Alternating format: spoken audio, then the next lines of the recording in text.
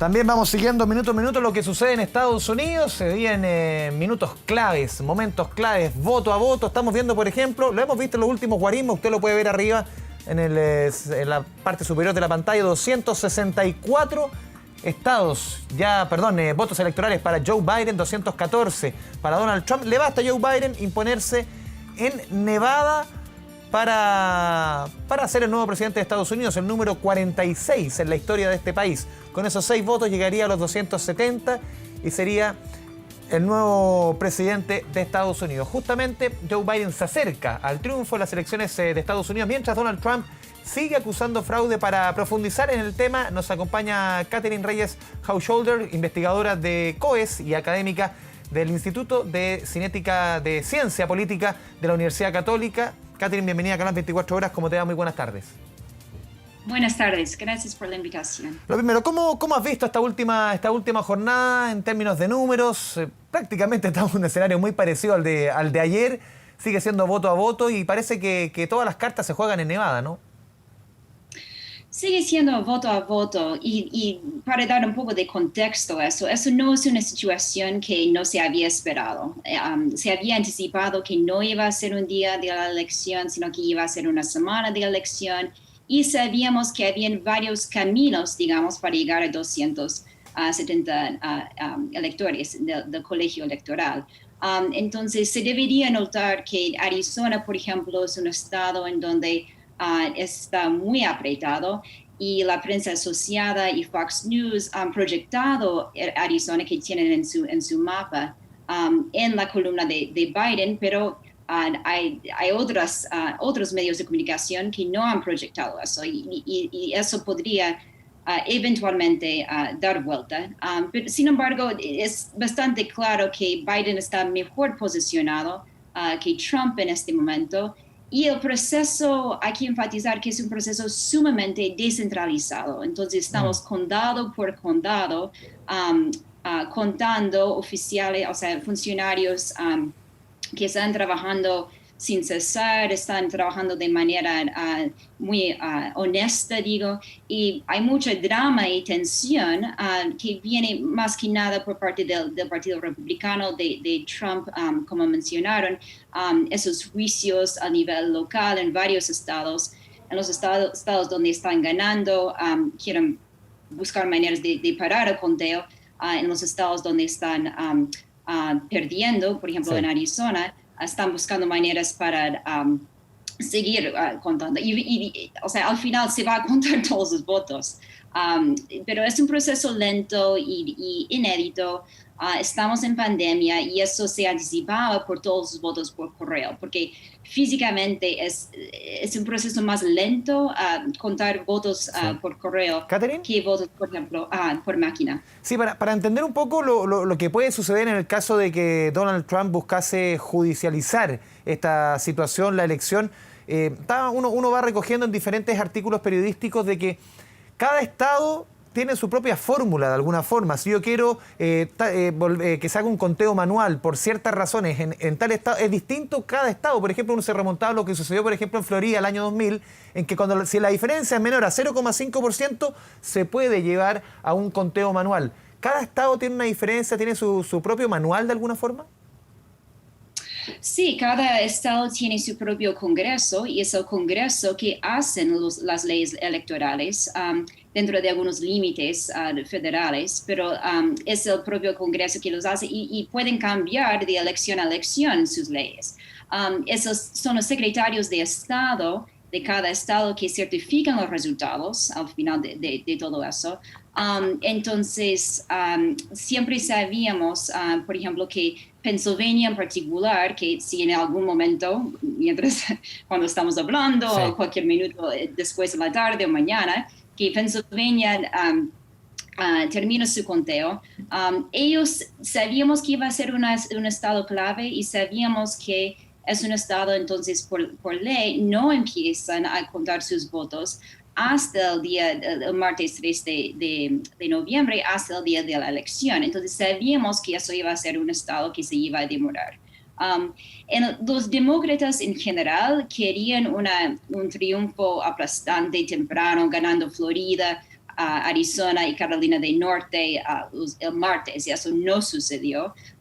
Entonces, pero siempre Biden tenía múltiples caminos para llegar allá. Como se mencionó aquí, Nevada, si en cualquier minuto anuncian más resultados de Nevada, se podría proyectar este estado. Y entonces, según las proyecciones de Fox News y la prensa asociada, él tendría eventualmente tendría 270 votos Catherine, del colegio. ¿puede el presidente de Estados Unidos, bueno, se lo ha preguntado a diversos expertos y casi todos coinciden, ¿puede detener el conteo de votos en un estado? No. Esas son instituciones, la respuesta corta es no. Hay un consenso legal en los Estados Unidos, entre los académicos, abogados en los Estados Unidos, de que hay muy pocas posibilidades de llegar, por ejemplo, a la Corte Suprema, el equipo de Trump, o realmente parar un conteo de manera definitiva o dejar no contados votos. Entonces, eso ha creado mucha drama y tensión, todos esos juicios que han estado ocurriendo. Y eso no es algo de ahora, eso tiene una larga historia en el Partido Republicano también. Eso no es algo nuevo de solamente esa elección en particular. Pero hay un consenso, yo diría, entre académicos que hay muy pocas posibilidades de tener fundamentos bastante sólidos para realmente parar un conteo o afectar el resultado de la elección que podría favorecer a Trump. Catherine, para entender también un poco, porque si el sistema electoral norteamericano ya es complicado, uno entiende que lo que viene ahora es más complicado, es un asunto bien, bien complejo. A ver, ¿qué posibilidades, por dónde podría Donald Trump llegar hasta la Corte Suprema? Hoy día es muy complejo, es imposible, el camino es muy difícil, empedrado, podríamos decir. No, de nuevo, yo creo que el consenso ahora siempre va a haber gente que podría disputar esto, pero yo creo que el consenso es que hay muy pocos fundamentos para esto. Entonces, lo que sí es importante que eso no significa que no tiene implicancias sobre percepciones de la legitimidad de este proceso. Entonces, y eso es fundamental para apreciar plenamente, es que cada vez cuando hay juicios, cuando la campaña de Trump sale y van poniendo, resaltando dudas sobre fraude, sobre irregularidades, eso sí tiene un impacto sobre percepciones de legitimidad, sobre todo entre la gente que apoya a Trump.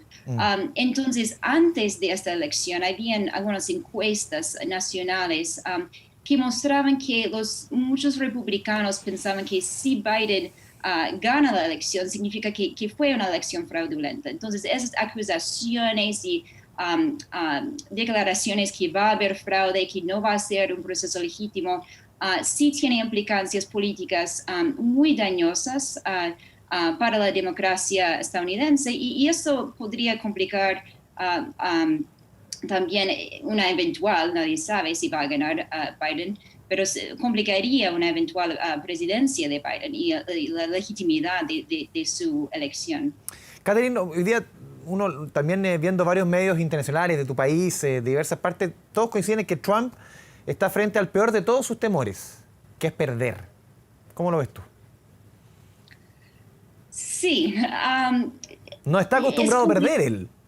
Eso es lo que él admitió eso. La verdad es que Trump siempre era un tipo de underdog en esta elección también. Biden era el favorito desde hace algunos meses. Entonces, claramente Trump veía encuestas que probablemente iba a perder o tener grandes chances de perder. Y eventualmente ha estado buscando maneras de culpar a otros factores por su derrota. Entonces, decir que es una elección fraudulenta significa que podría culpar otro factor que es fuera de su control y no tomar responsabilidad política por su propia derrota. Y ha hecho eso también con la pandemia, diciendo que eventualmente es el virus chino, que viene de China, implicando que la pandemia no es su responsabilidad, o sea, el mal manejo de la pandemia no es su responsabilidad, que viene de fuerzas exteriores.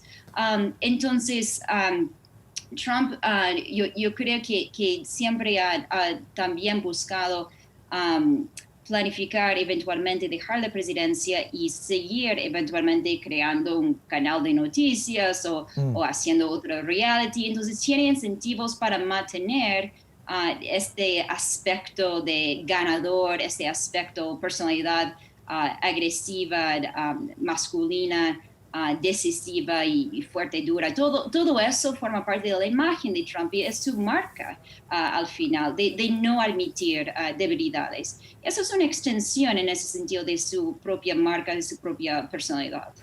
Catherine, a ver, tú lo comentabas recién, hace algunas semanas, los últimos meses, siempre se le dio a Joe Biden, no como ganador, pero que llevaba una amplia ventaja. Y se puede dar el resultado, imaginémonos de que Joe Biden saque 270 versus 268. Una llegada, yo creo que no se recuerda nunca en Estados Unidos, una llegada con este nivel de estrechez. ¿Qué sucedió de acuerdo a las proyecciones con la realidad ahora que hizo que Donald Trump se acercara tanto? ¿Fue el voto latino, el voto de las mujeres? ¿Por dónde quizás las proyecciones erraron completamente respecto a lo que estamos viendo en la realidad?